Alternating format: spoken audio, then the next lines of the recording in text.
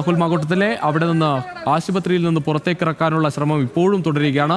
ഇപ്പോഴും അതിന് കൃത്യമായ ഒരു സുരക്ഷാ കവചം ഒരുക്കാൻ പോലീസിന് സാധിച്ചിട്ടില്ല. ഇപ്പോഴും അവിടെ വലിയ പ്രതിഷേധം, ബാരിക്കേഡൊക്കെ ഒരു ഭാഗത്ത് വെച്ചുകൊണ്ടുള്ള ഒരു സുരക്ഷാ കവചം ഒരുക്കാനുള്ള ശ്രമം നടത്തുന്നുണ്ട്. പക്ഷേ ഇപ്പോഴും രാഹുൽ മാങ്കൂട്ടത്തിലെ പുറത്തേക്ക് ഇറക്കാൻ പോലീസിന് സാധിച്ചിട്ടില്ല. അമൽ സുരേന്ദ്രൻ ചേരുകയാണ് അവിടെ നിന്ന്. അമൽ, എന്തായാലും ഇപ്പോഴും ഇത്രയും സമയമായി, അത് ഏകദേശം അരമണിക്കൂറോളം ആകാനിരിക്കുന്നു. വൈദ്യപരിശോധന കഴിഞ്ഞു എന്ന് നമ്മൾ പറയാൻ തുടങ്ങിയിട്ട്. പക്ഷേ രാഹുൽ മാങ്കൂട്ടത്തിൽ ഇപ്പോഴും പുറത്തിറക്ക് ഇറക്കാൻ സാധിക്കുന്നില്ല പോലീസ്.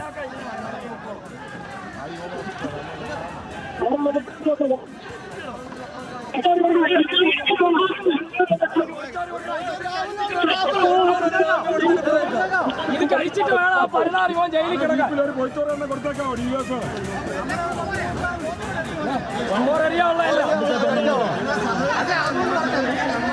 നമ്മൾ അവത്തരം കാണിച്ചാൽ നമ്മൾ കാണിക്കാൻ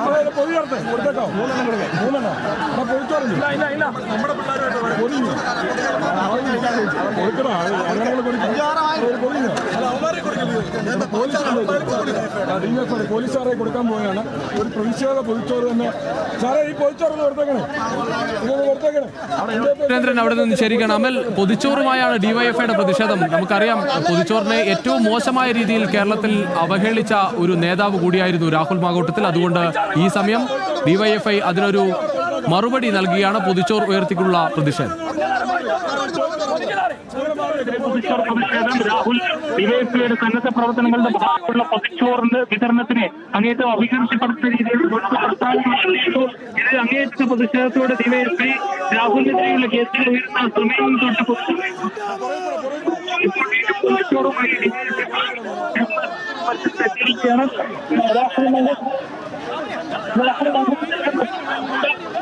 കൊണ്ടുപോകാനുള്ള ശ്രമമാണ് ഇപ്പോൾ പോലീസിന്റെ ഭാഗത്ത് നടക്കുന്നത്. അതിന്റെ ഭാഗമായിട്ട് രാഹുൽ മാങ്കൂട്ടത്തിനെ കൊണ്ടുപോകാനുള്ള ഒരു ശ്രമം അവിടെ നടക്കുന്നുണ്ട്. എന്തായാലും പ്രതിഷേധം വലിയ രീതിയിൽ അതൊരു സംഘർഷത്തിലേക്ക് പോകുന്നു എന്ന് മനസ്സിലാക്കിയാണ് പോലീസ് പ്രവർത്തകരെ തടയാനുള്ള ശ്രമം നടത്തുന്നു. പോലീസും പ്രവർത്തകരും തമ്മിൽ വാക്കേറ്റം ഉണ്ടാവുകയാണ്. ഷീൽഡ് ഉപയോഗിച്ച് തടയാനുള്ള ഒരു ശ്രമം പോലീസ് നേരത്തെ തന്നെ നടത്തുന്നുണ്ട്. ഇപ്പോഴും അത് തുടരിലേക്ക് കാര്യങ്ങൾ പോകുന്നു. രാഹുൽ മാങ്കൂട്ടത്തിൽ ഇപ്പോഴും ആശുപത്രിയിൽ നിന്ന് പുറത്തിറക്കാൻ സാധിക്കാത്ത തരത്തിലാണ് പ്രതിഷേധം പോകുന്നത്. ഒരു ഭാഗത്ത് യുവമോർച്ച, മറ്റൊരു ഭാഗത്ത് ഡിവൈഎഫ്ഐ പ്രവർത്തകർ, അങ്ങനെ വലിയ പ്രതിഷേധം ഉയർത്തുകയാണ്. എന്തായാലും നമുക്കറിയാം, ഡിവൈഎഫ്ഐ പ്രവർത്തകർ പ്രതിഷേധം ഉയർത്തുന്നതിന് പിന്നിൽ അത് സാധാരണഗതിയിൽ ഉണ്ടാകുന്ന ഒരു നേതാവ്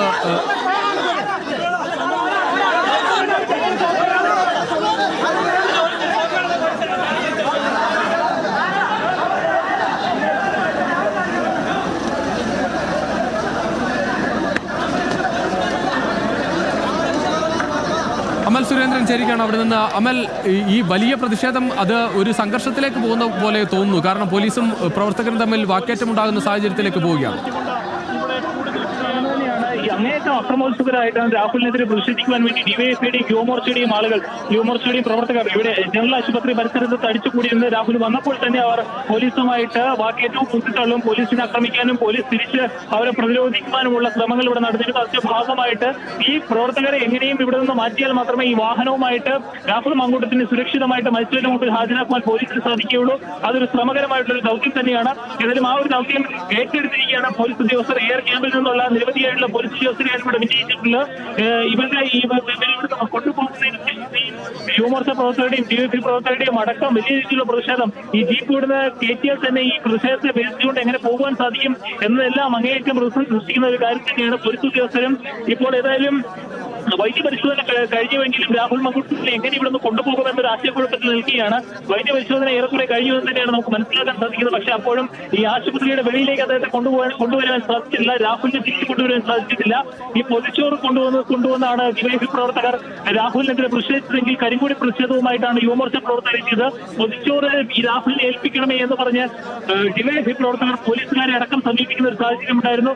ഈ യുവമോർച്ച പ്രവർത്തകരടക്കം അങ്ങേയറ്റം പ്രകോപനകരമായിട്ട് പോലീസിനെ പോലീസിനെ ആക്രമിക്കുന്ന ഒരു സാഹചര്യം ഉണ്ടായിരുന്നു. ഇതിന്റെ ഇടയിലാണ് രണ്ട് പ്രവർത്തകരെയും പോലീസിനെ നിയന്ത്രണ വിധേയമാക്കുവാൻ അങ്ങേയറ്റം പണിപ്പെടുന്ന ഒരു സാഹചര്യമാണുള്ളത്. അതിനിടയിലാണ് ചില സംഘർഷങ്ങൾ ഉണ്ടാകുന്നത്. ഈ സംഘർഷത്തിന്റെ ഭാഗമായിട്ട് പോലീസും പ്രവർത്തകരും തമ്മിലുള്ള ഒന്നിച്ചെല്ലാം വാക്കേറ്റവും ഉണ്ടാകുന്നു. രാഹുലിനെതിരെ കടുത്ത മുദ്രാവാക്യങ്ങളും പ്രകടനങ്ങളുമാണ് ഇവിടെ നടക്കുന്നത്. ഏതായാലും ഈ വലിയ സംഘർഷാവസ്ഥയിലൂടെയാണ് ജില്ലാ ആശുപത്രിയുടെ പരിസരം പോകുന്നത്. പ്രത്യേകിച്ച് ഒരു ആശുപത്രി അന്തരീക്ഷം അടക്കം നമുക്കറിയാവുന്നതാണ്. അത്തരം ഒരു ആശുപത്രി അന്തരീക്ഷത്തിൽ രോഗികളുടെ സമാധാനം പോലും നശിപ്പിക്കുന്ന രീതിയിലുള്ള ഒരു പ്രതിഷേധം അങ്ങനെ കടക്കുകയാണ്. രാഹുലുമായിട്ടുള്ള ഒരു രാഷ്ട്രീയ വിഷയമാണ്. എല്ലാം ശരി തന്നെ, പക്ഷേ ഒരു ആശുപത്രി പരിസരമാണ്. ഈ ആശുപത്രി പരിസരത്തിന് നൽകേണ്ട ഒരു പ്രാധാന്യമുണ്ട്. അതുപോലും പരിഗണിക്കാതെയാണ് ഇത്തരത്തിലുള്ള രാഷ്ട്രീയ പ്രതിഷേധങ്ങൾ ഇവിടെ ഉണ്ടാകുന്നത്. പ്രത്യേകിച്ച് രോഗികളടക്കം ഈ പ്രതിഷേധം കാരണം വലിയ രീതിയിലുള്ള ബുദ്ധിമുട്ട് അനുഭവപ്പെടുന്നുണ്ട്. രോഗികൾക്ക് കടന്നു പോകാനുള്ള ഈ വാതിൽ ഇങ്ങനെ പോലീസ് വാഹനം കയറ്റിയിട്ടിരിക്കുകയാണെന്ന് പ്രതിഷേധം കാരണമാണ്. രാഹുലിനെ സുരക്ഷിതമായി കയറ്റുവാൻ വേണ്ടിയിട്ടാണ്. പക്ഷേ ആ വാതിലൂടെ രോഗികൾക്ക് വരുവാനും പോകുവാനും ഒക്കെ വലിയ രീതിയിലുള്ള ബുദ്ധിമുട്ടുകൾ നേരിടുന്നുണ്ട്. അതുകൊണ്ട് തന്നെ എത്രയും പെട്ടെന്ന് തന്നെ രാഹുലിനെ ഇവിടെ കൊണ്ടുപോകുക എന്നത് ഇവിടുത്തെ ഈ ആശുപത്രിയിൽ അന്തേവാസികളുടെ അടക്കം ഒരു ആവശ്യമായി മാറിയിരിക്കുകയാണ്. അങ്ങനെ ഇരിക്കുമ്പോഴാണ് വലിയ രീതിയിലുള്ള പ്രതിഷേധം ഒന്ന് ശാന്തമാവുകയും പിന്നീട് വീണ്ടും ആളിക്കത്തുകയും രീതിയിലാണ് ഈ രണ്ട് പ്രതിഷേധങ്ങളും നടന്നുകൊണ്ടിരിക്കുന്നത്. പ്രത്യേകിച്ചും അങ്ങേയറ്റം അക്രമോത്സുകമായിട്ടാണ് പ്രവർത്തകർ പോലീസിനെ അടക്കം കൈകാര്യം ചെയ്യുന്ന ഒരു